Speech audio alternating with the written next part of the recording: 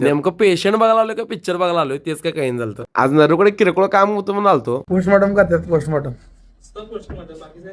ए दंगा भावांचं बोलून नुसतं पोस्टमॉर्टम करायचं चालू होतं. त्यासाठी असं पहिलाच विचारलं इथं थांबू का नको, कारण माझा आणि विषय बघा करून टाकतील. काय विषय नाही म्हटले, मी पण माझं किरकोळ मधलं काम किरकोळ मध्ये आवरून घेतो, कारण मला जायचं होतं आमच्या कामाला माझी हजेरी लावायला. गावात दिवाळी झाली तरी गर्दी ठीक आहे, जो की आपल्यासाठी बोनस पॉईंट आहे. इथनं पुढची 2-4 व्हिडिओ आमच्या बाटक्याने काढल्या. असं चुकून जर याला मोबाईल भेटला का नाही, बाटका माझ्यासारखं व्हिडिओ करायला चालू करते. दुकानात जर पावसामुळे पाणी आलं का नाही, तर एका साईडला साठाला पाय म्हणून खड्डा पडला. तर आता सीन काय माहिती आहे का, खड्ड्यातच पाणी साठायला लागलं. तर काय विषय नाही, कारण मोटर पण तेवढा ताकदीचे. बाटकं व्हिडिओ स्टार्टिंगला चांगला काढते, लास्टला असं काय तरी करते. जयदली खुश झालताय. काय विषय काय माहिती, अचानक आलेल्या बातमी सूत्रातून काय सत्रातून ऍक्सिडेंट झाला आपल्या भावाचं कळालेलं. त्यासाठी संध्याकाळी दुकानात दवाखान्यात येते. तेवढ्या इकडे सगळ्यांची मिटिंग चालू असते आणि इकडे वाघ जरा रेस्ट घेत असतोय. त्या तिकडे पेशंटची फळं वैभव मला घुमवाल. मालकाची म्हटलं आमच्या पेशंटला जरा फळ राहू दे. तेव्हा मालक काय म्हणतात बघा,